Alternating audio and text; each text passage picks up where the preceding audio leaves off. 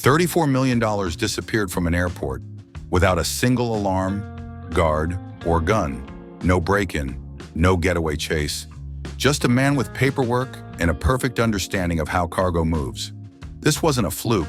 It was a logistics system exploited from the inside. So how do you steal millions in gold? By following the rules?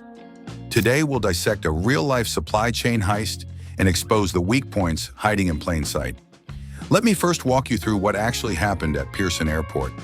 On April 17, 2023, an Air Canada flight landed at Toronto's Pearson Airport from Zurich, carrying nearly 400 kilograms of gold, officially valued at over 20 million Canadian dollars, and about 2.5 million in foreign currency.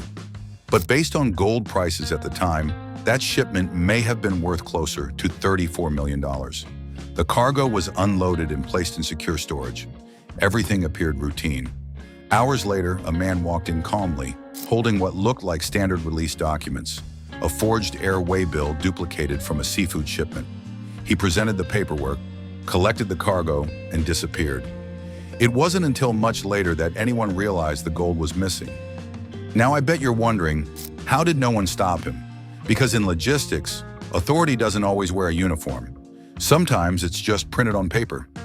Now let me show you how trust, yes, just trust, can open a vault of gold. Passenger terminals are locked down with cameras, IDs, and biometric scans.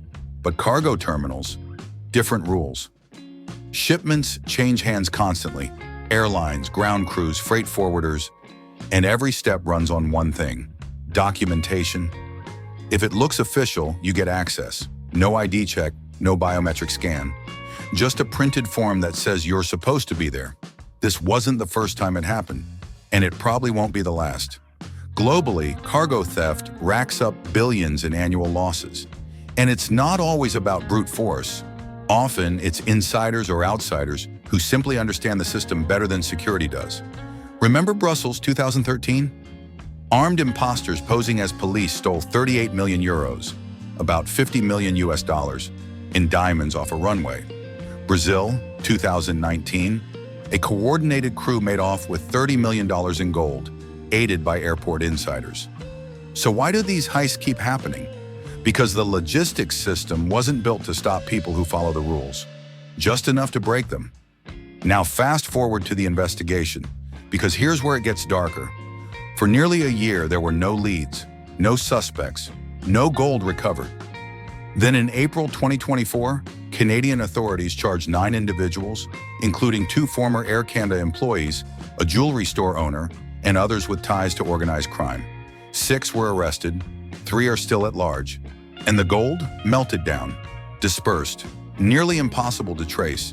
Some of the proceeds were allegedly used to purchase illegal firearms. In Pennsylvania, one suspect was found with 65 illegal guns. Up next, let me give you a peek into how billion-dollar cargo quietly travels the world.